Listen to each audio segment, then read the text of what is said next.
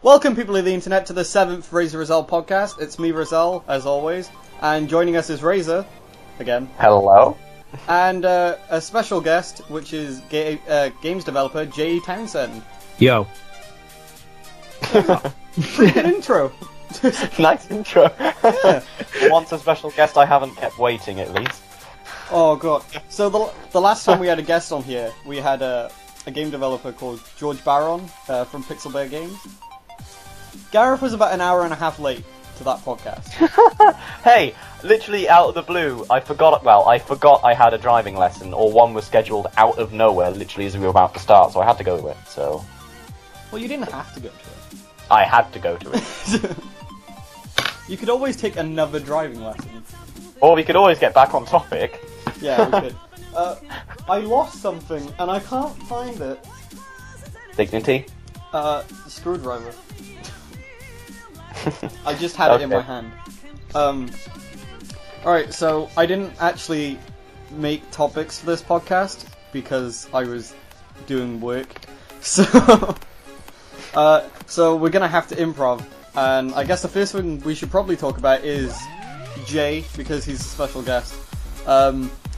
Jay is making a Dreamcast game, you know, about 15 years after the Dreamcast died. Horribly. And it's called SLaVE, and it seems to be a first-person shooter in the Doom engine, but I thought it was the Quake engine, because I'm dumb and young. Would you like to tell us about the game, Jay? Yeah, it's it actually just started off as something to piss around with in my spare time, and I don't know, I'm a really big fan of like 80s arcade games, so and right. Doom, and I thought of combining the two together as something like Robotron, because if you look on the internet, there's I think there's a blog post that like either John Romero or John Carmack sort of shared that says that Doom is first-person Robotron, and I'm like, well, yeah, let's make first-person Robotron an actual thing, and the whole Dreamcast thing didn't happen till later. Was it planned to be PC, like at first? Yeah, it was. Totally, because I have no love for the Dreamcast. It was the thing that almost put me completely off Sega. But the fact that there is still a scene for it and people still making homebrew games for it is actually kind of amazing. So yeah, I was up for that. The reason that I actually found Jay online was because I think Kotaku might have retweeted an article from Retro Gamer about SLaVE, and I was like, I was really confused as to why there was a Dreamcast game still being made in 2014. Yeah. There are a few actually coming out this year. There's one of them. Three that I know of. Is Elysian Shadows one of them? Yeah, I read an article about Yes, that looks great. Gareth has no idea what Elysian Shadows is. Yeah, I do. Of course I do. If you don't ask the obvious question of what it is. Oh yeah, it's a video gamey thing, right? Oh yeah. Yeah. I think I picked that up from the conversation, definitely. I had to move everything around to just set this shit up, and I don't know where everything's gone. Anyway, shows professionalism.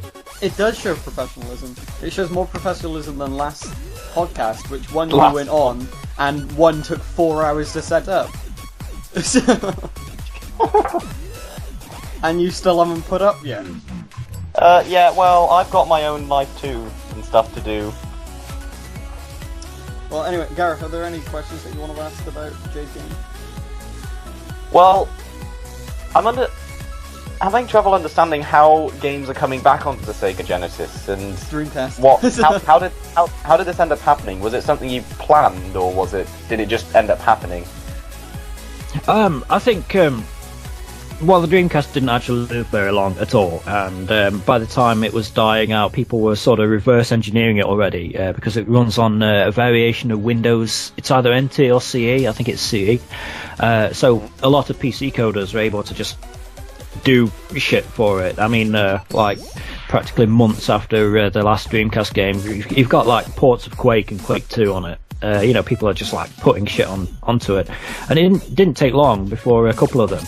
One of which is Goat Store, the people that are publishing SLaVE, sort of contacted Sega and said, "Look, can we basically have the blessing to produce independent games for this thing, and sell them?" And yeah, it happened. You sort of mentioned Sega Genesis, slipped up, but yeah, people still do make Sega Genesis games. There was the Beggar Prince, was it a roleplay game? Beggar Prince. That's actually getting it's either getting or got a Dreamcast version. I don't know. There's a big sort of homebrew scene. I mean, well, I say big. It's obviously not AAA game big, but people are still into that kind of thing. It's like the consoles from their youth. They sort of, I don't know. I guess they never wanted them to die. So to get a new Sega Dreamcast game is going to thrill a lot of people. I mean, the fact that the reason why the Dreamcast died was probably mostly because of piracy and the way that because of the way they could hack the system, and the way they can hack the system now to actually bring it new life is, I think, is quite a positive thing. Does Sega actually get royalties from the Goat Store stuff? I don't think they do. I know the head guy, Dan Lewson, he told me in email that they basically got permission from Sega themselves, just so as long as the official Dreamcast or Sega branding isn't used on the packaging, because that's a copyright issue. They can just do it. It's kind of ironic that the thing that killed off the Dreamcast, which, as you say, was the piracy, the way people could hack it, is the thing actually sort of keeping it on life support. Yeah. Well, I think the only actual Dreamcast games that I've played is Phantasy Star Online, Sonic Adventure 2, and Jet Set Radio. And I only like 2 of those games, so I don't even know what's what positive stuff is on the Dreamcast. So it's nice to bring new games over to it, especially when they look quite nice and fun. I was watching SLaVE's trailer a couple of weeks ago again, and it struck me as a Tron game, normal, a movie Tron, but with a sense of humor that is really only in retro inspired games and indie games. Yeah, I actually, I don't know. You play things like 6Bs or some of the Jeff Minter stuff. I know TXK recently got delisted, but they kind of have all these little idiosyncratic things. I don't know. It seems like a British developer thing, and I just like that. TXK is the Tempest clone, right? It's the Tempest clone, yes. Yeah. I think it's still on Vita, which is good because I just bought one. Yeah, and sold the game I bought you. Yeah, don't worry, I'm getting you Majora's Mask, mate. Oh yeah, you are. Yeah, and probably some My Little Pony stuff because you're a brainy fifeg. Oh wow, yeah, okay, right, nice one. Have I told you about the problems I had with my Vita? No. Well, I've had to get it replaced twice because I bought I bought my Vita pre-owned, and I asked for a Wi-Fi model, and they gave me a 3G model by accident. Oh, so you had to pay for that one? Oh no, I didn't have to pay extra, they just gave it to me. And I was like, this is alright, I won't complain. But the 3G part in there didn't actually work, so every now and again a notification would pop up saying there's a problem connecting to the mobile network or something. And eventually it just popped up more and more, so I decided to take it back. And then the model that they gave me in replacement, the buttons didn't work. For God's sake! The face buttons worked, the D-pad and the triangle, circle, X and square. But the thumbsticks didn't work and the bumpers didn't work. Oh. Yeah. So, Did you not get any of your money back for this? Oh yeah, I got it all back, and then they gave me goodwill to get a Vita Slim, which is the more expensive model, which is weird because it's plastic instead of metal. But yeah, I love my Vita, and most of the things that I love about the Vita are the games, the indie games that are on there. Actually, I wouldn't call it an indie game anymore, but Hotline Miami is on Vita, and Grim Fandango just got re-released onto the Vita. It's pretty much it did. Most of the PS4 and PS3 games get ported, the indie stuff get ported to the Vita, which is really nice. because we're not getting any new games for it that are boxed. So, you know, maybe when the Vita, maybe when the Vita gets discontinued, Goat Store will start making games for the Vita because no big party publishers are making them. No. So have you been playing on it recently then? I downloaded the Sword Art Online game. Well, I say downloaded, I paid 25 quid for it. Oof. Yeah, it was expensive. It's... Oh, I keep getting spammed! Go away! Yeah, now you know Someone how on it feels Steam. like. Who's spamming you? No, it's Steak. Of course it's Steak. Oh, Who else would of it course. be? He spams me on Twitter. I blocked him. I've got to set my status to offline. Sorry about that. It's alright. I've been playing The Binding of Isaac Rebirth. I've been playing that, and I can't remember if it was Jay or someone else on his podcast, but somebody's been playing Binding of Isaac over there. And that game has a fascination with shit. What? It really does. There is there is feces everywhere in that game. And in fact, the entire game's just like really fucked up. Like, I've heard. I picked up a placenta and got like 2 extra HP. It's like, I think. What, just by picking it up? Did you even use it? Did you have to eat it or something? What? Well, in certain rooms there are items that you pick up and they give you like bonuses, or they can really screw you over. The Binding of Isaac is all like randomly generated, so Alright. it's kind of luck. But then if you see an item and you know what it is, you just don't pick it up. You just walk out. But me, like being new to the game, I pick it up and I'm like, oh, I fucked up now, and and this is gonna hamper me throughout the entire run. And like each run doesn't last long; it's like 20 to 30 minutes. But I've only ever completed one run so far because I'm really bad at the game. But I beat the game and then I unlocked the womb. So you get you get to that part and then you climb in your mum. And the world goes silent. Yeah, it's like that's disgusting. I mean, I've seen it's a messed up game because I watched the game theorist's video on it. So we could talk about like you attack monsters with your tears, don't you? Yeah. Yeah. I really love the art style of Rebirth. Really pretty, but it's really morbid. Probably the most morbid game I've played, apart from like Postal 2.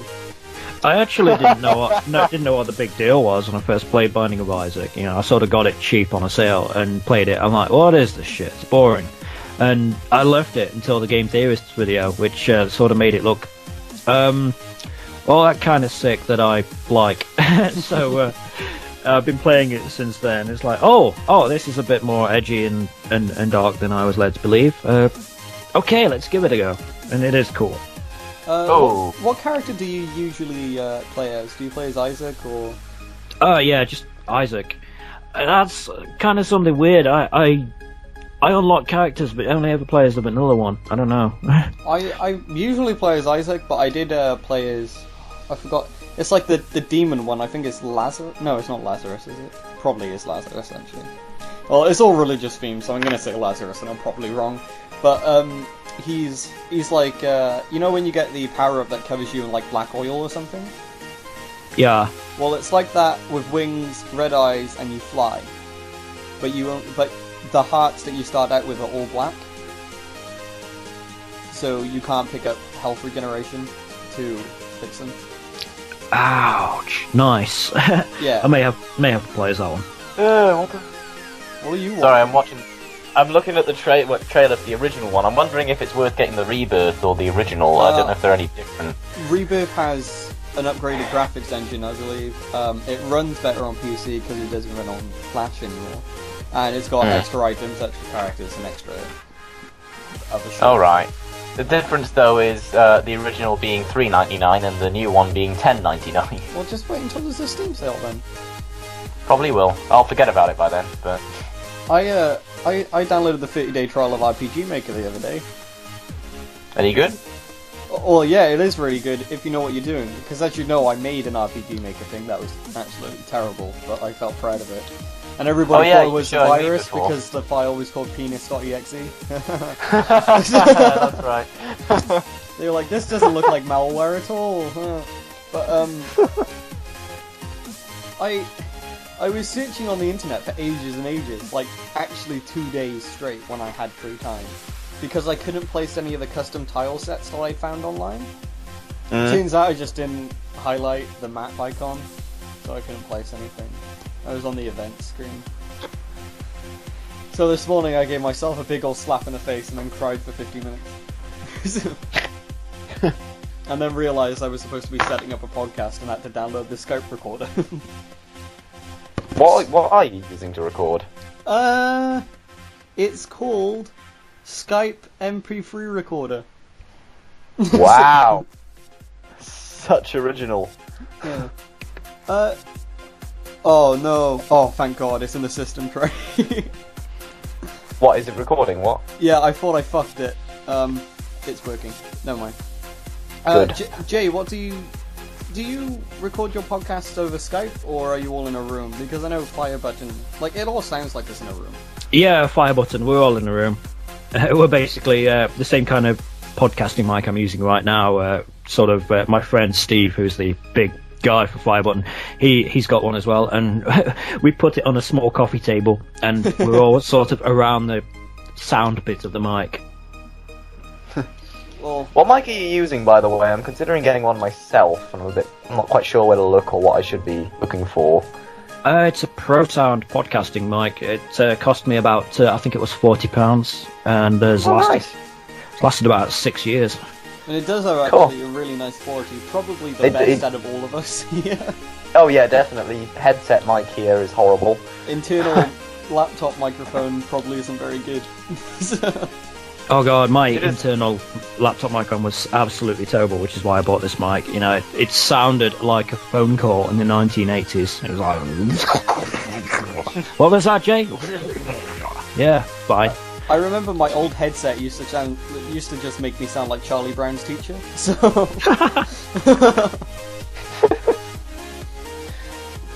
Oh, do you remember that, the first Gmod video that we did together, Gareth, with the mic that I was using? Yes, if I can think. Oh, when we did it, that was you with Prop Hunt, wasn't it? Yeah, it was the Prop Hunt one. I turned into a big shelf and I got stuck in another shelf, and that's probably... Oh, yeah. The main reason, the main gripe I have with Prop Hunt, well, I'm not going to go into that. So... Yeah.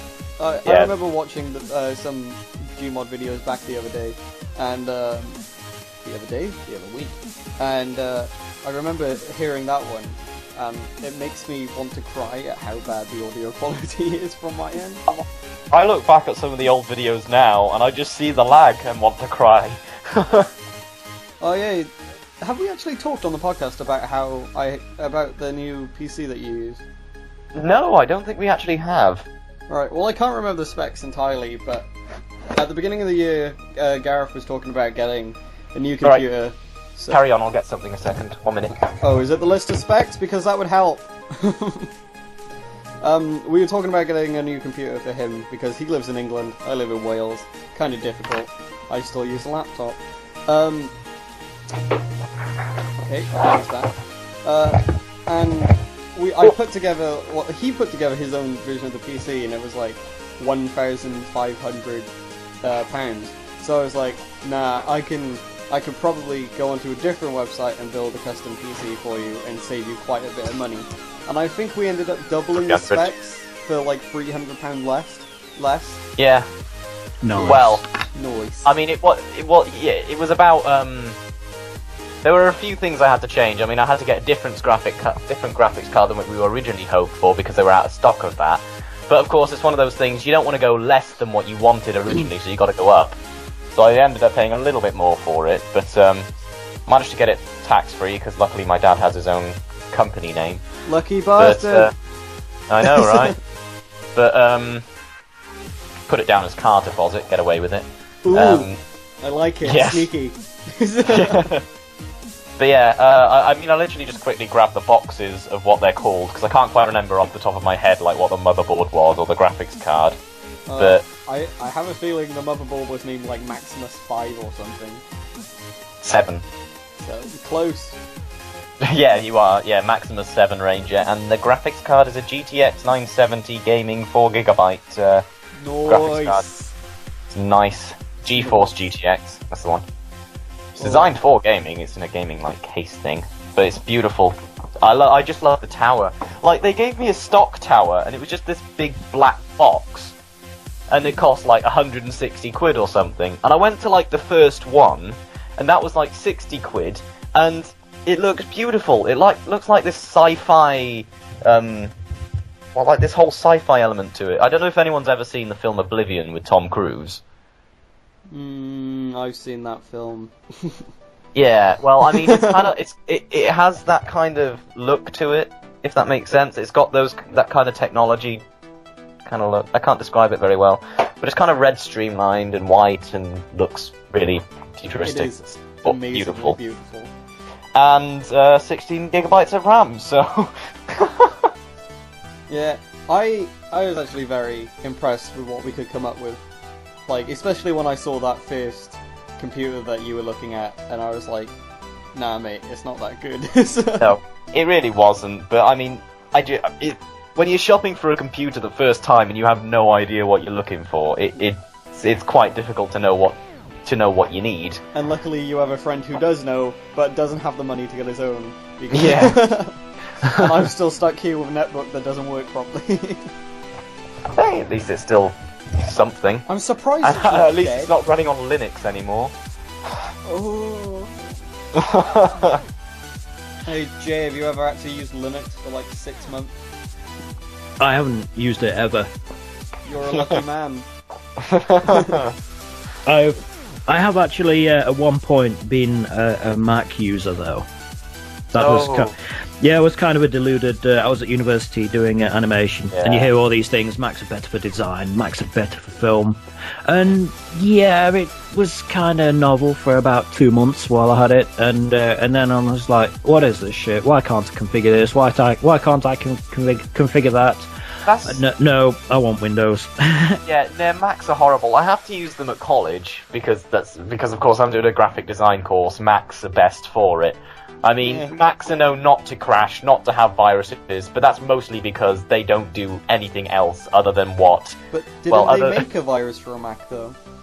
I think they did. I remember like 3 years ago, and they were like, "Oh, Macs can get viruses now, so PCs are still better." I think that was the thing. People were saying Macs don't get viruses, and you people that create viruses, coders, they're like, they can't. Oh, really? Yeah. Yeah, it's like... Challenge accepted. I never encountered a virus when I was on Linux. But, and because my phone is Android, because I love Android stuff.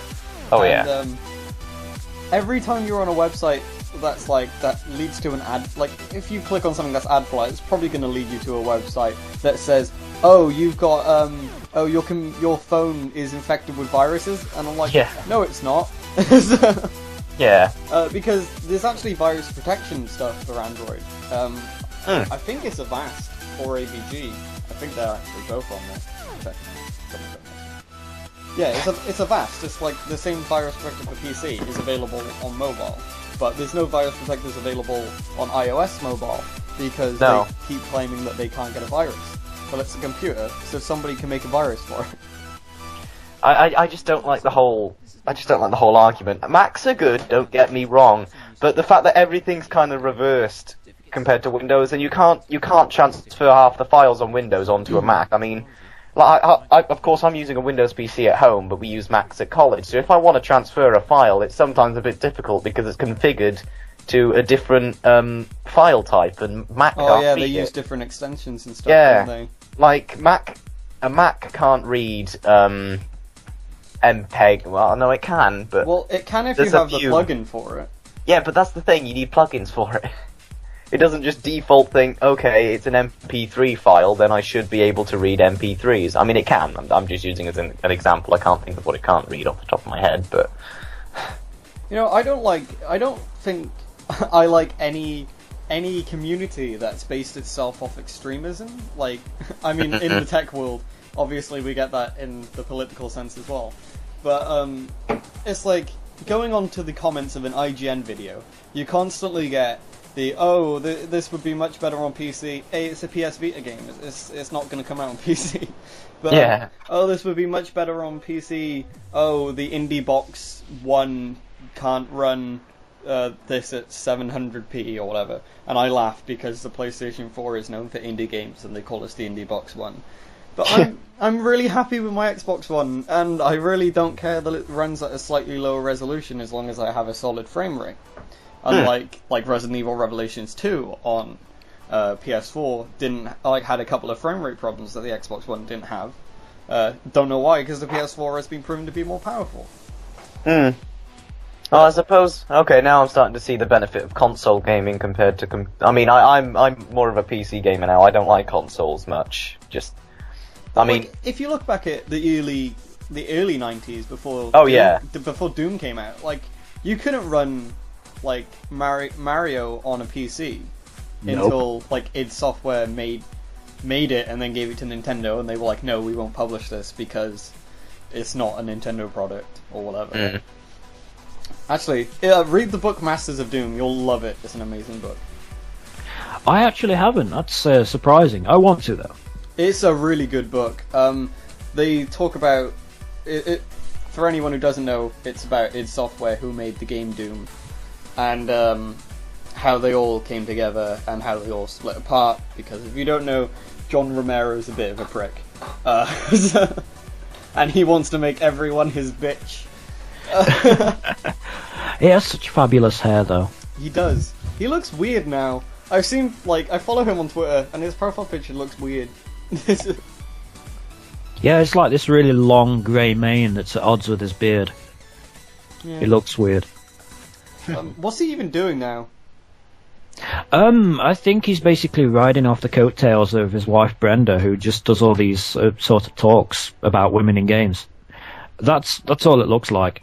I remember him tweeting a couple of weeks ago about helping someone on some indie game or something, and this guy used to be as famous as an A-list celebrity, and now he's not very big anymore. It's really sad to see him go downhill like this. I think he used to be kind of like a rock star of games back in the id Software days, and then there's the Daikatana, John Romero will make you his bitch kind of thing. Then he disappeared, and now he's doing the equivalent of being on I'm a Celebrity, Get Me Out of Here. It's kind of embarrassing. We remember how good he used to be, but no. The only thing I've played of Daikatana is the N64 version, which shouldn't be touched with a 10-foot barge pole. So... Same, actually. That was really bad. It's probably the worst N64 game I've ever played, which is... I can't say much because I haven't played many of them. I own Superman 64. Oh, actually, I have played that, but I played it on my Wii with a GameCube controller, so... Because emulation. But, wow. Don't judge me. I'm not paying for that. No, it's the 3 generations. It's the 3 generations in one that got me. Oh yeah. Playing an N64 game on a Wii with a GameCube controller. Wow. I play Quake 2 on my Wii, but I own it on Steam, so I'm allowed. I think. I'm pretty sure I'm allowed. I am allowed, right? That is legal. I don't know. Let's just not talk about it any longer and move on. It is though, right? If you own the game, you're allowed to emulate it. It's grey area. I think you should be. Well, I mean, if I own like a DS game or whatever, I don't want to take my DS with me. I want to restart my game or whatever. Yeah, I put it on my tablet. But yeah, I don't want to restart. I want to restart my game, but I don't want to lose the data I've already got. If that makes sense, I want to play it. I basically just want to play it again, but from scratch, but keep all the data I've got before. So emulating should be fine so long as you bought it already. Yeah, I've got Pokemon Stadium here and Perfect Dark, and I play them both on my Wii on an emulator because I can't be bothered to find the wires for my N64. So I'm pretty sure that's legal. I don't think it is, but I don't think it's a huge problem. Well, especially since they're not selling these N64 games anymore. Well, yeah, exactly. Yeah. I mean, they're not selling. They're not Yeah, they're not I making don't think money anyone off- who's played the E.T. Atari game has ever bought the E.T. Atari game. In modern day anyway. I could have. I could have as well. It was on eBay for £3. No, I mean, when I went to video games in New York, they had it. They were selling it there. Yeah, it's probably not something that you want to buy. I was tempted to own it. I had to ask the owners, like, how the hell did you get a copy of this? Weren't they all buried in the ground? And then, of course, Didn't they? They've proven that, right? That it was buried. Yeah, in the ground. it was sometime last year they excavated them all. Yeah, there's supposed to be a documentary by Microsoft about it, but hasn't come out even though they've shown it. oh god, no. I think it's called like Atari Game Over or something, or ET Game Over.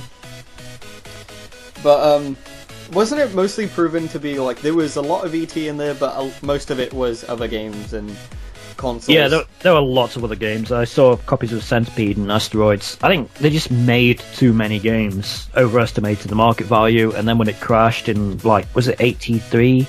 It's like, so. yeah, we got too many of these, can't sell them, fuck it, bury them. I thought E.T. the movie was a lot older than like the 80s. I thought it was early 70s. But it turns out I was wrong. I'm just a naive child. Yes, we know. Well, I know. I mean, Not all of us. yeah, okay. Rip into me some more, why don't you? Okay. Carry on. I don't know. I can't think of anything off the top of my head. Carry on. I've actually got another question for Jay because he's been playing games a lot longer than us. So I want to know what the worst games he's played are on the systems he's played.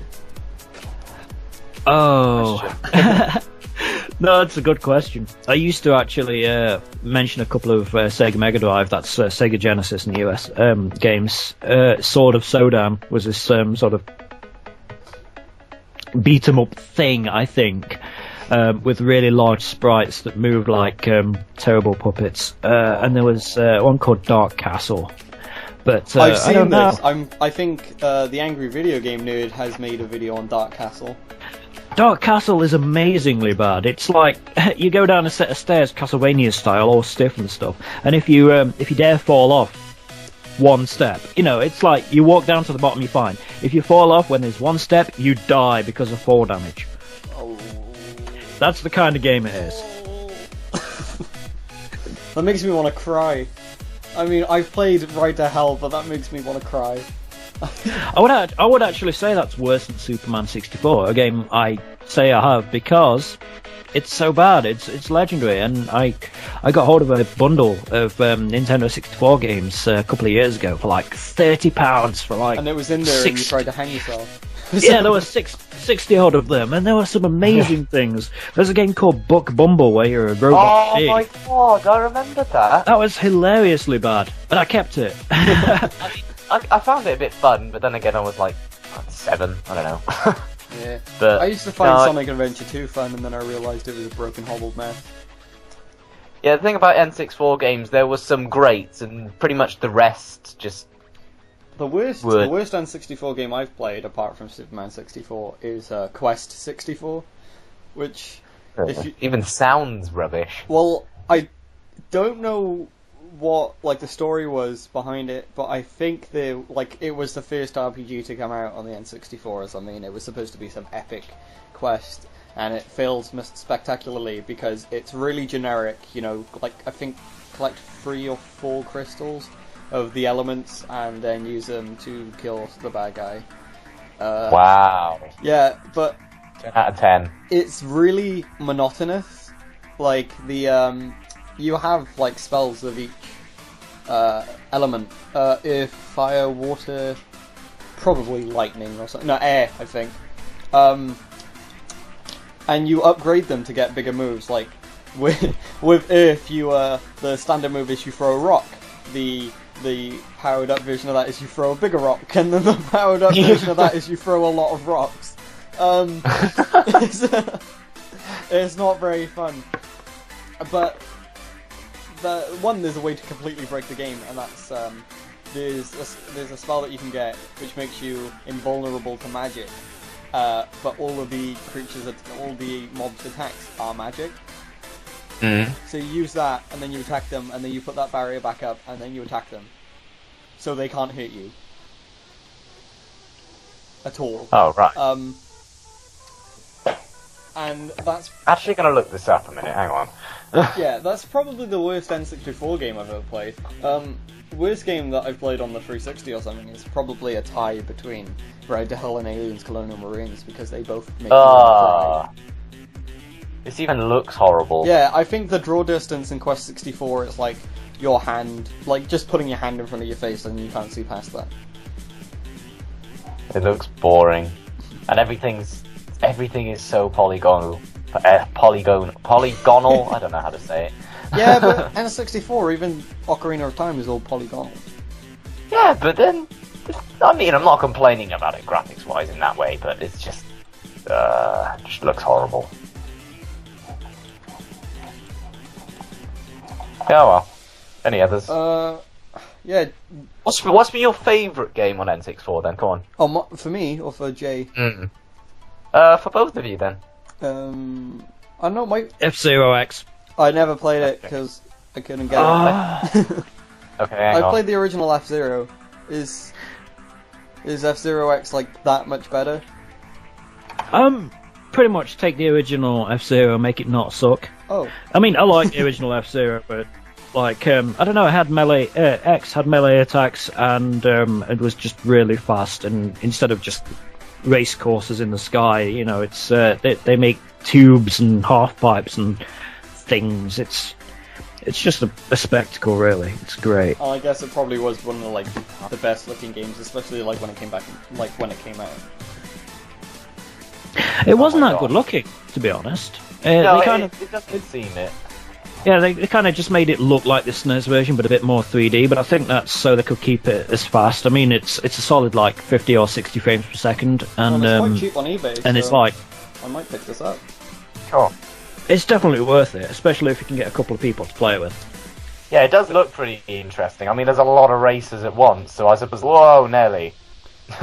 Sorry, I'm watching a video on it at the moment. My favourite racing game is Burnout 3. The sense of speed in that game is so good. Oh my god.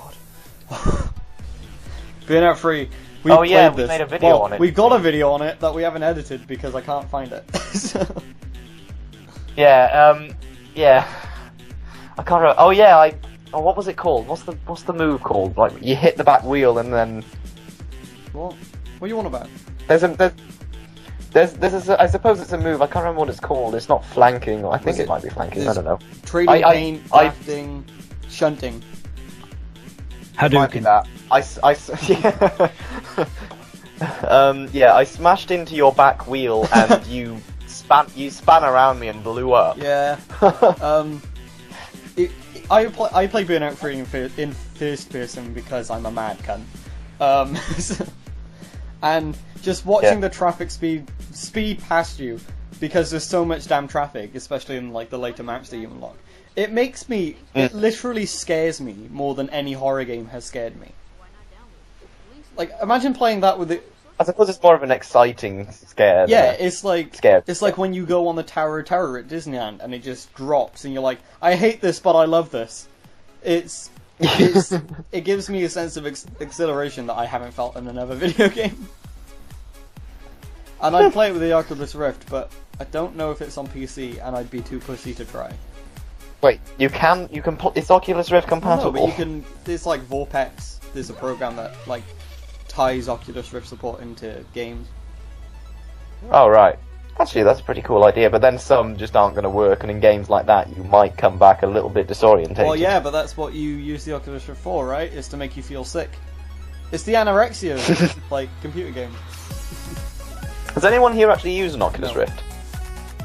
Nope. Well, okay then. I know it's only for game developers, but then you can just say you're a game developer and you can buy one. They've got some upstairs at the college I'm at. I mean, there's a games art course there, and I suppose games in general, people are programming and making their own and using Oculus Rift as part of their course to try and make a game for it. But I don't know if I might be able to get the chance to use it one day. Have a look at it. They've put GTA 5, like, people have played GTA 5 PC in the Oculus Rift. I'm the most jealous I've ever been. Playing first person. Yeah, because you don't want to play GTA 5 in third. You don't want to play a game on an Oculus Rift in third person. Like, it's all about the sense of like immersion. Being being the character. But jumping off a building in first person with the Oculus Rift on, that's enough to shit anyone up. Also, GTA 5 is one of the most immersive games I've ever played, and probably one of the best. Like, it's definitely in my top 5. That would just be amazing to play in the Oculus Rift. If it worked properly. I would actually love to play Mirror's Edge with that. I love Mirror's Edge so much. That's in my top 5 as well. Yeah, when you do things like the crane jump, and the first time I showed it a friend, I made sure I looked down during the crane jump just to show him the like sense of height, and he's like, "Jay, don't do that again." I'm like, "What? It's cool." But seeing that through the Oculus, when you fall off a really tall building in Mirror's Edge, it's really scary because like especially if you're looking down, because you're so high up and you can see the cars getting closer and closer, and then as you hit the floor, they use this horrible sound effect that just sounds like your legs are coming up through your fucking torso. It's so horrible, but it's such a good game. I'm just having a look at the price for the development It's kit like too. £120. Yeah, $350. They've gone up. Dollars. Okay. Yeah, I'm just... is it at the top? Of course it's at the top. Okay, right, so $350 makes it... £234.19. Is that worth it? Well, I don't if I was know. You, I'd just wait I don't until they think come out, so. because they should be coming out in the next year or so. Yeah, but I mean, yeah, because they're not far off completion. I'm not sure what else they can really do with it. I think they're increasing the resolution of the screen. They're probably doing some like frame rate stuff, because if it's not running at a certain frame rate, then it makes it a lot more disorientating. So they're probably like putting in some technology to emulate the feeling that it's running at that frame rate. And I know they're doing field of view stuff to reduce motion sickness, because some people get really sick when they play first-person games with a low field of view. I don't know anyone who's got that problem. Like, well, it depends on what. Well, it depends on what kind of computer you're actually putting this thing into. No, I mean, motion sickness with low field of view. People, how? I don't understand how that's motion sickness. It's because how that could trigger. It's because like when you look at something with a low field, like if you've got a wider field of view, it's more you see more like around you, and I guess this streamlined FOV, like if it's really narrow, because like the gun will be right up to your face, and you're focusing on the gun and the backgrounds as well. I don't know how it works. Yeah, but I guess it'll kind of make motion look faster as well with a narrow field of view. I suppose it's like looking through a set of binoculars constantly. Does that make you sick? I can understand. Well, no, but I mean, if you're looking into your hallway, for example, with a pair of binoculars, walk into something, aren't you? Well, yeah, but I suppose that's the sickness they're getting, because You have no idea what you're on about. You're referring to field of view as in how wide you can see. I suppose how close. Not how close. Well, yeah, how wide you can see, and if it's concentrated, then it will seem closer. Yeah, okay, I understand now. That's what I mean. If it's a lot closer to you, would it not feel a lot more, make you feel a bit people weird? have been talking about Half-Life 3 and how that's probably going to come out when when virtual reality is a thing. Which, to be... Well, it's not going to be Half-Life 3, I mean, like, as in, you can play it in virtual reality properly instead of some of the, playing Half-Life 2 in the Oculus Rift now, because of the way that the gun is placed in most first-person shooters. It doesn't actually feel like it's you with the gun, because it's always to the side instead of in the center. Yeah, because that's what I never quite understand that with games. It should be how it is on the side, but it should be in the center. Like, if you look at... Because no one holds the gun off like that far to the side. Like, if you look at a game like Doom, the gun is right in the center of the screen. Yeah. Doom was permanent iron sights though, because the shotgun, for example, is always like pointed right forward instead of the shotgun's usually hoisted against the shoulder. So that should send you flying back. The end of the barrel should. Yeah, the end of the barrel should be actually in the centre of the screen, as you point out, but it's not the same viewpoint as it is in Doom. Mm. Well, I mean, it would be angled. It would be angled to the left or whatever, but it would still be positioned in the centre. I fired airsoft guns if you were holding, and you have to have the stock on the shoulder, well, near the shoulder of the hand that you use to write. It has to be on that shoulder. That's your trigger, like your trigger hand. So it has to be leaned against that shoulder. But still, you look at the sight. Like when you're looking at the sight or looking at something, it's near the center or like in the center. What gun I were you used using? a Snuff AK-47 and a Remington shotgun. The AK felt better than the shotgun. Sorry, what gun were you using? Sorry, someone was calling me. Snuff AK-47. So they've changed the barrel of it. It's shorter. Oh, and, right. A Remington shotgun. So what exactly is? I've looked up and I don't quite understand. What exactly is airsoft? Is it a real gun that's been changed, or is it a fake gun? It's like a general? simulation of a gun. They use BBs instead of bullets, and they hit. Yeah. And instead of obviously using gunpowder and stuff, they use gas. Like I haven't fired any of the pistols yet. Hence airsoft. But the way that they run is that in each magazine they got a certain amount of gas in them, and then there's like a gas switch at the top that whacks the hammer in the back of the gun, and that fires the bullet out. Yeah. Oh, nice.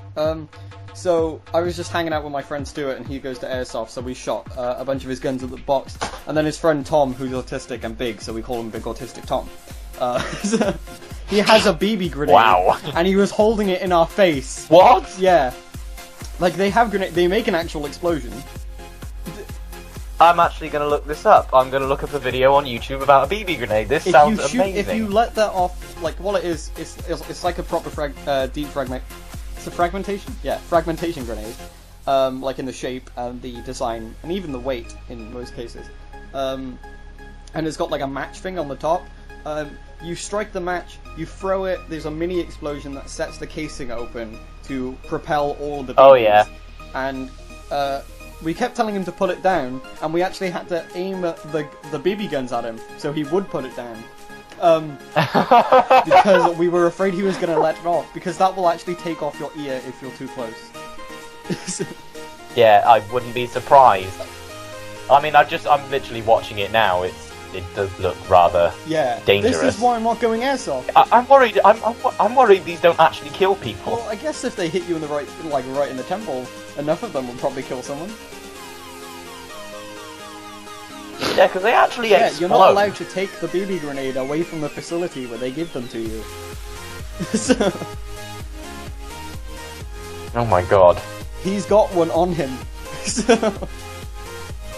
That's insane. It's very insane, and I was very scared.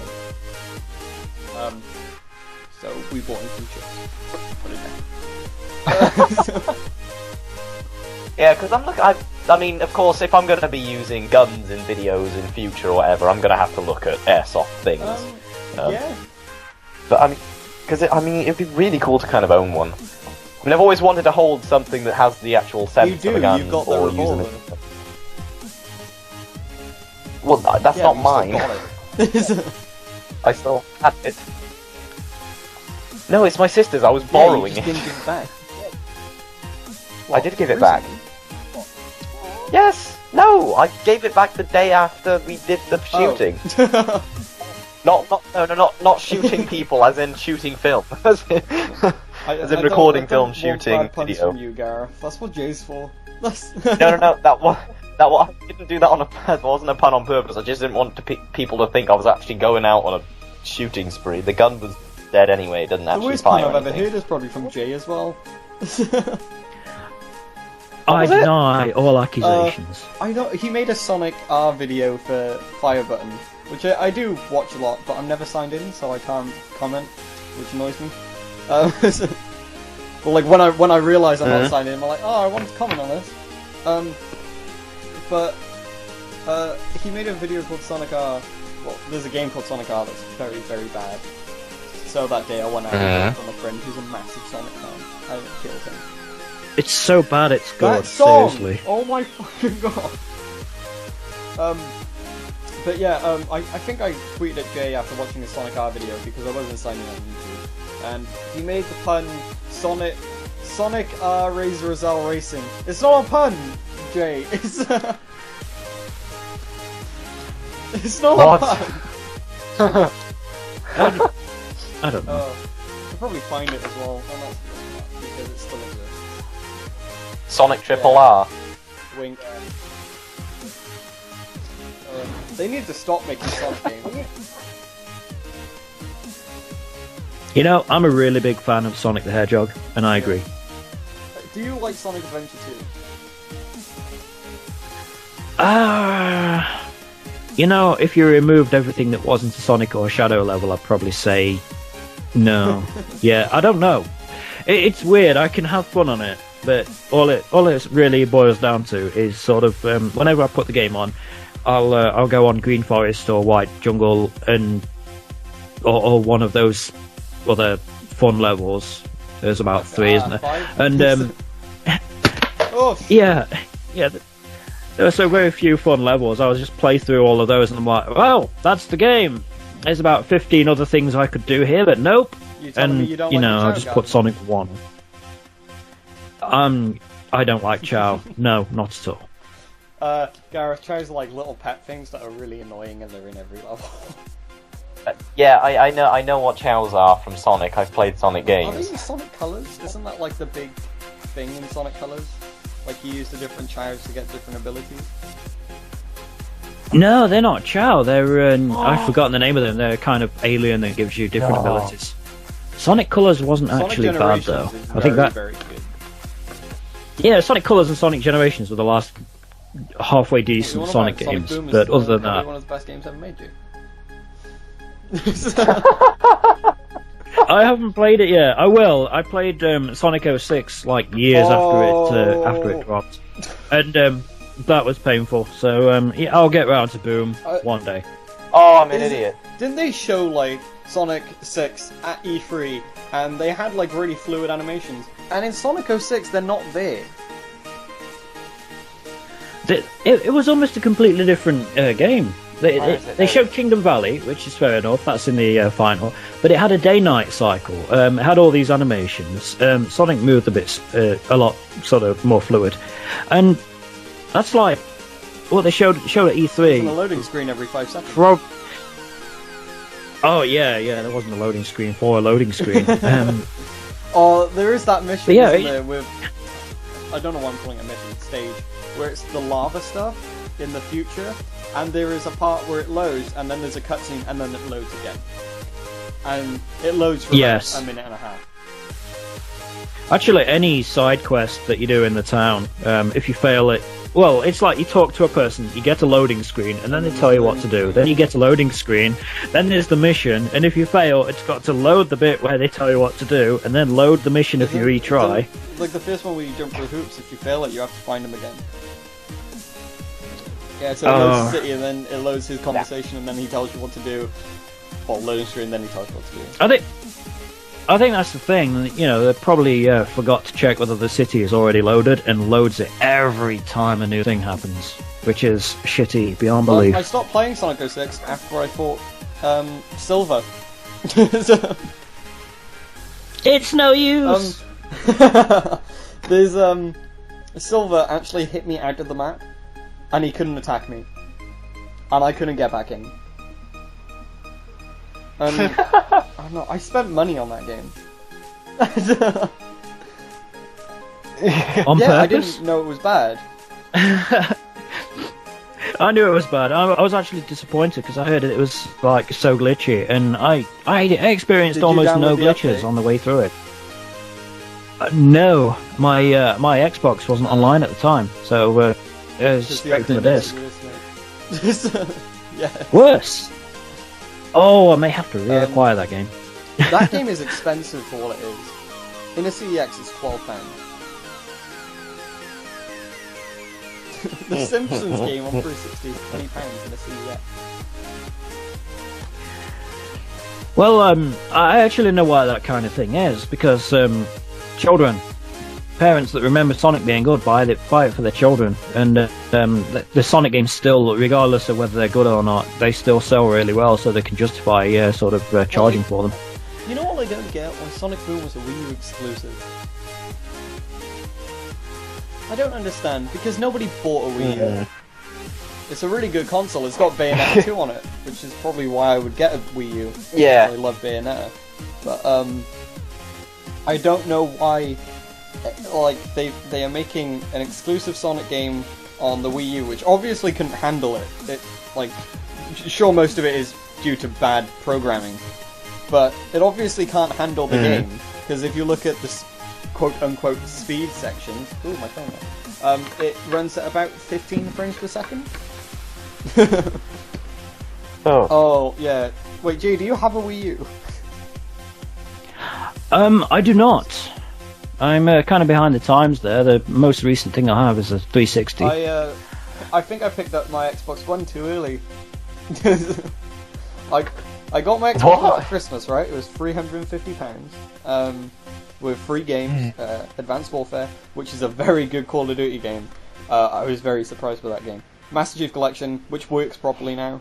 And Forza 5, which I haven't played, because it's 50 gig download. But now, I spent £350 on mine. The Xbox One is £230 right now. That's £50 more than a 360. Don't laugh. So I could have saved a lot of money and probably bought a computer. are there any titles coming out for the Xbox Quantum One? Break got delayed. Rise of the Tomb Raider is a timed exclusive. Forza 6 comes out this year.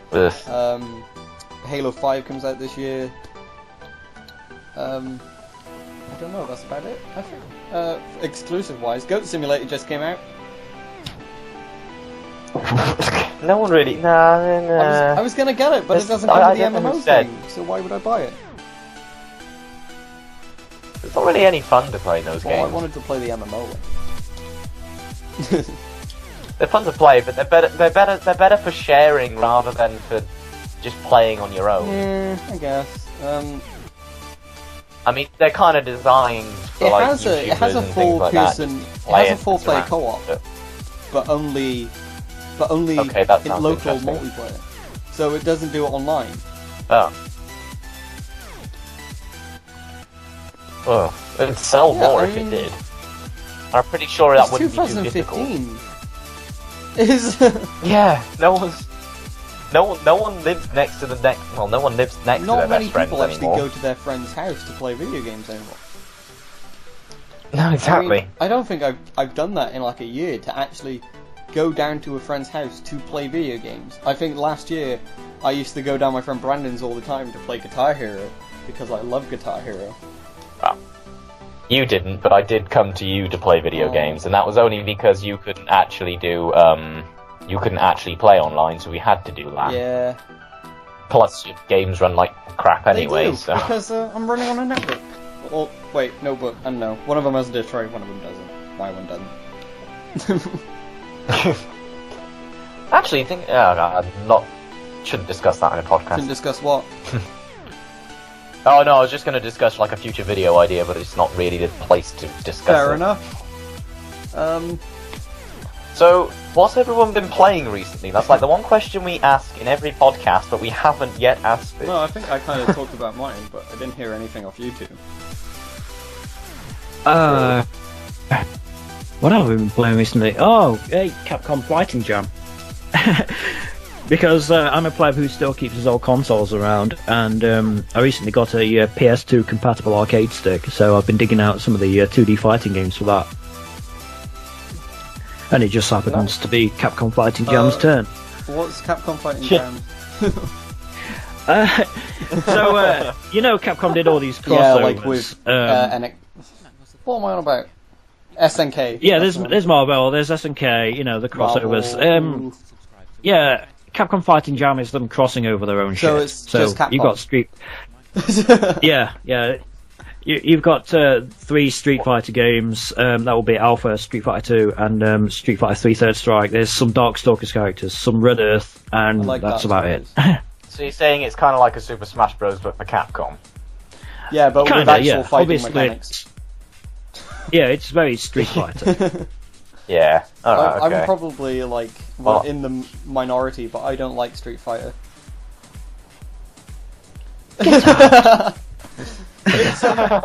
Well, I've never played it, so I can't judge on either of them. You probably should I have play seen it. I mean, I've played a good amount of Street Fighter 3, and I was like, this is really fun. Then I got Street Fighter 4, I was like, I don't like this. Then I got Super Street Fighter 4, I was like, I still don't like this. Then I bought Ultra Street Fighter 4, because I'm an idiot, and I keep thinking that they're gonna be better, but they're the same game! What do you expect? I love Ultra 4, but, if you didn't enjoy those two... I don't know why I bought it! Because I know that all Capcom do is re-release the same game, but, I don't know, I guess I wanted to find enjoyment in another Street Fighter game, and it's not coming from Street Fighter 4. You believed they could change. Yeah, it's like, I used to believe that Call of Duty could change between every installment. I was wrong, and then Advanced Warfare came out. It actually changed something. But then those are different games, so with Street Fighter I was just being an idiot. But the only fighting game that I've actually fallen in love with recently is Mortal Kombat 9. I mean, It is Mortal Kombat 9 is so... Yeah, 10 is out, but I'm poor. How much is it on Steam? Probably 40 quid, as they always are. PC usually around 35 for a new release? PC's cheap. Yeah, $34.99. I don't understand these. You'd want to play it with prices. with a gamepad. Yeah, because I know there's a lot of. Well, there's not spamming, but there's a lot of buttons, and putting that across on a keyboard is probably going to be rather complicated. It's not just the simple WASD anymore. No. Which is now fading on my keyboard. Looking at it.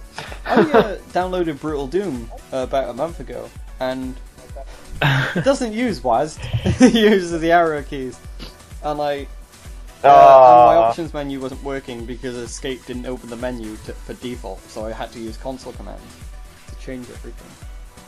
Oh. Yeah. Oh wow. I guess I downloaded the wrong version or something, and all of the controls were weird. Have you played Brutal Doom, Jay? Because you probably love it. Oh, so I have, good. yes. So, my top 5 games are Cave Story, Doom 1, / Brutal Doom, because with Brutal Doom it makes it so much more fun, which I thought was impossible. Cave Story, Doom, Half-Life 2, Mirror's Edge. And then there's something else that I can't remember, which I probably should, because it's in my top 5 games. Sonic 06. Yeah, Sonic 06 is in my top 5 games. It makes me really happy. Nice. It doesn't quite make me want to hit my face against a wall constantly for the rest of my life. I think Sega are actually probably quite annoyed at me because all I do is send them emails to remake Aliens Colonial Marines. So... I still haven't played that. I want them to make it like it was supposed to be made. What was it? What? Okay. Okay, I know what went wrong with it. I mean, there were just a lot of general problems which shouldn't be in a game. But what was it supposed to be? Was it just supposed to work? Yeah, basically? It was supposed to work properly. You weren't supposed to be able to walk through every character in the game. The AI wasn't supposed to be bollocks. It was supposed to be... Have you played any of the Alien vs Predator games? Well, out of the first 2. Yeah. You're asking me? No. Well, if you play as the Marine in Alien vs Predator, which I guess probably was the weakest part of the second game, but it's like a first-person horror game with like the atmosphere that the entire series gives off generally is just really foreboding, and it's got a nice aesthetic, and the story, like the characters are generally like funny or have like everyone's got their own agenda and everyone's got like a hidden personality that they don't show. Like in Aliens, there's I can't remember his name. He's the one who goes, "Game over, man! Game over!" Yeah. What? I can't remember his shit. name. It's Bill Paxton. That's the actor, but I don't remember the character's name. Shit. Well, he at the start when he's in the locker room, he's all like pretending to be tough. He's like a ladies' man. Get onto the planet, everything fucks up. He's the biggest wimp there is. It's like everyone's got their own other side to their personality that they give off in Alien 3.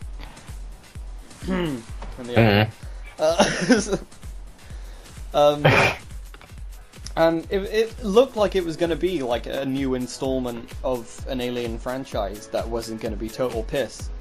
And they actually showed stuff in the game that isn't in the fucking game. Like, realistic lighting. I can't remember the name for it right now. My mind's going blank, but it reacted with stuff properly. Dynamic lighting. Yeah. It looked like it had smart AI. The graphics in the E3 demo when it was revealed in 2011 or 12 or 15, I don't know. They looked really nice, they looked really polished. The game comes out, it looks like a PS2 game and doesn't work. And there's no there's lighting effects, but they're all static. So, Jay, if you are planning to play it, if it's for Fire Button or just for your own personal torture, it's like £1.50. It's CX.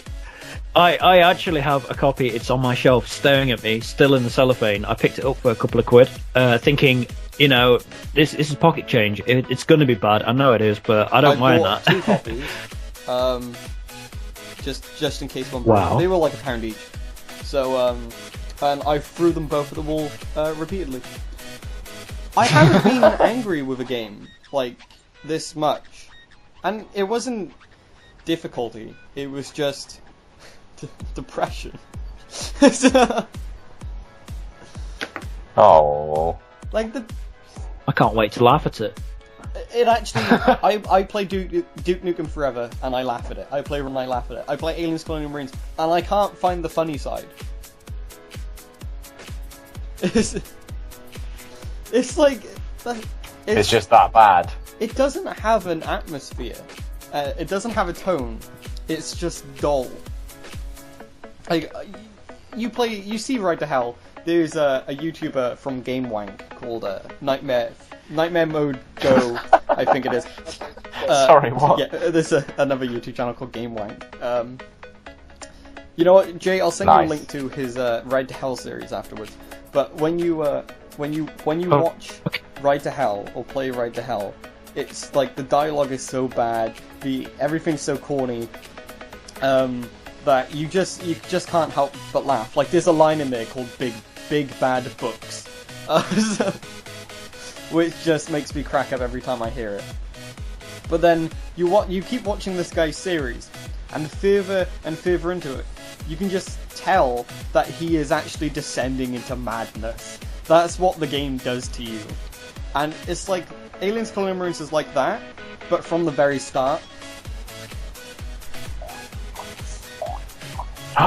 No. But I did hear that the DLC called Status Interrupted isn't terrible. It's actually quite average. But I'd like to play that, but that means I'd have to buy the game again because I destroyed it and wrote satanic symbols all over it. Fair play. Gareth, what have you been playing? Well, I'm playing Frogger right now, Why? surprisingly. I don't know, because it's classic, and I finally found, it's nostalgic. Anyway. Well, recently, I got the 2K, I got a pack of every single 2K game. Well, probably not every single 2K game, but a majority. Well, not everyone, because it didn't include the Borderlands pre-sequel for some reason. But, I mean... Probably most of the games, because they've been around for a very long time. It was reduced from £230, that's about, I don't even know, about $400, to about £33. So I thought... That's a massive deal. Gotta get that. Yeah, 75% off, I think, but taking it. And I got Borderlands, Bioshock, of that. Wait, System Shock isn't a 2K game, is it? I don't think so. I might have it. I don't think it is, actually. When that was on sale. That's a very good game. Yeah, I think I'll be able to play it then, because you've got it. We're on Steam Family. But yeah, which is a thing. But yeah, I started playing Bioshock. I got to fix Bioshock actually because for some reason the PC version doesn't work It's properly. probably because you've got like a newer version of Windows. It might be, but I think it just doesn't work for everybody, for anybody. Like the sound at the start works, but then after the cutscene, it cuts out completely. No, because then I've got to buy the game again. I'm not doing that. I'm not silly. Well, of course, Bioshock 2 and all that. Borderlands, though, I quite like that. I started playing that. I started playing Borderlands 2 on console, but I didn't quite enjoy playing it on there, so I think I might get better enjoyment out of PC. I need to play it more. I've been playing it on. I finished the pre-sequel. That is very good. There are some parts where it falls flat. Mostly there's this. Well, Borderlands, the pre-sequel has an anti-gravity feature, and you have an oxygen meter. You have an Oz kit, which is funny because everyone's Australian. Kill me. And you can like boost around places and stuff. But there's this one area where there's just no floor. It's very difficult to navigate. It's pretty much a puzzle that isn't clever and it's just infuriating because Borderlands has very iffy physics. So if you get hit back by something, then you are dead because you will not be able to like course correct properly. So. Well, that was my experience with the pre-sequel. Good game. Anyway, carry on. Well, I mean, I need to play more of them, but like at the top of my games list is Counter-Strike. So the obvious PC game. I literally open Steam and think, yeah. I literally go into my installed games and see, oh, Counter-Strike, and it's already highlighted it for me because it knows I love it. We played Unturned. That was... Oh yeah, Unturned. Of course, that's not worth... It wasn't worth making a video because we never found each other, and when we did, I killed you. Yeah, it's pretty much DayZ and Minecraft mixed together, and just like the community of DayZ, Gareth likes to kill anyone, like he can see. No. Well, no. Not quite true. And that was just comedic timing. I didn't realise you were close to death. I hit you once, you killed me 3 and that times. was enough. And I was annoyed. Yeah, the once was accidentally. I will accidentally. You were AFK, and I was trying to work out why my flashlight wasn't working. I accidentally left-clicked, and it punched you, and then you started bleeding, and you bled to death. I still don't forgive you, but yeah, Unturned. I like it in single player. I don't like it in multiplayer. Yeah, it's a bit boring. Multiplayer. Just saying. Anyway, I think that's everything covered, right? Unless we did want to do Room 101, which we're not going to do. No, we're not going to do Room 101 because Jay's not prepared for Room 101. Yeah. I am never prepared for anything. Yeah. Might not quite appreciated. We're usually very prepared for our podcasts. Like, if anyone wants to know the reason why I'm not prepared for my podcast, it's because I had to write a media report that I forgot about, and then the teacher wouldn't take it in. So that was very. Yeah, because you did it and wouldn't take it. Yeah, she's like, the deadline's gone. I was like, you told me to bring it in today. Yeah. And then what did she say at the end of the lesson? So if you bring this in tomorrow... Bring it on Monday. I was like, it's here now. It's done. And she still... Did she take it? She was like, oh, improve on it and give it to me by Monday. But the thing is, she was complaining about the quality of some people's reports. And she was like, oh, everyone because she sent all the, I guess, the good people. Oh, I feel really like immature bitching about my teacher.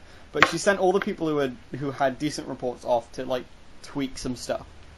And I obviously hadn't marked mine because she said I could bring it on a Thursday because I'm a collaborative student. I don't actually go to that school like every day, so I can handle it. Yeah. And she pretty much shouted at the entire class and said, all of your reports are rubbish. And I was like, you haven't read mine. You can't like. Yeah, you say that. Can't talk shit about my work when you haven't read my work. It's like when you go onto like a journalist website and you're like, that review was bollocks, and all they did was look at the score.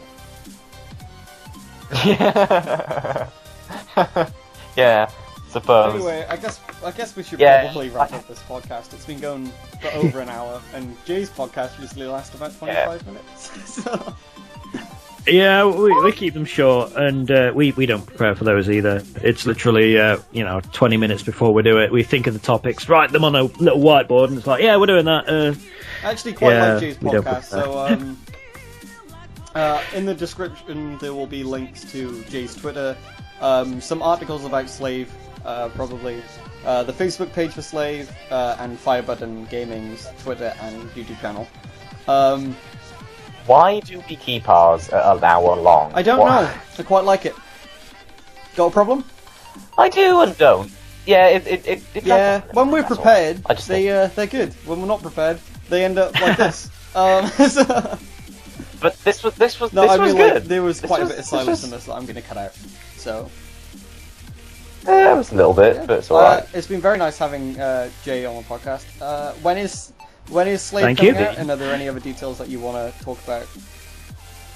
SLaVE should be. I mean, we've had a delay, so and that was programmer side. I'm not the programmer; I do the rest. He does everything else apart from music. I don't think he does music.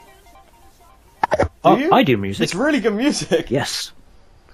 Thank you. That's an area I was really sort of kind of anxious about, because I don't class myself as a musician, but I put it all together. I was listening to the trailer. Yeah, so I love that shit. Yeah, it should be the end of May. If there's no more delays. Bought it already, you can't get it after that. So there's a limited amount of copies, because the Dreamcast scene isn't that huge, so there's only about 500. It's exclusive to the Dreamcast, and it's going to stick like that, yeah? No, eventually there may be a PC version. I don't have a Dreamcast. So, there'll probably be an emulated PC version, most likely. Dreamcast emulation is bollocks, so I wouldn't emulate it even if you could. Well, the game was originally developed for PC, so it will be a PC version. Hopefully on Steam, I got. Yeah. That may be the plan. I got to see how that's going anyway. After the Dreamcast one. How many copies were available? There's like 600, aren't there? Just under 500 actually. There's 484 because 16 of them are for the staff. Here's one for you. All right. I think I'm getting a couple of them. Yeah. Nice. See, look, that's the best part of being a game developer, right? You get your own game that you've made and probably could have played yourself. Hey. Yeah. Anyway, the bad thing about ending the podcast is that the way the Skype recorder ends is by ending the call. So you're all gonna have to say bye. Ta-ta. Bye. Ta-ta. Ta-ta. God, how Boy. Ta-ta. No. Nice meeting you. It was very nice meeting you. Thank you, Gareth. And thank you both. See you, Jay. Bye.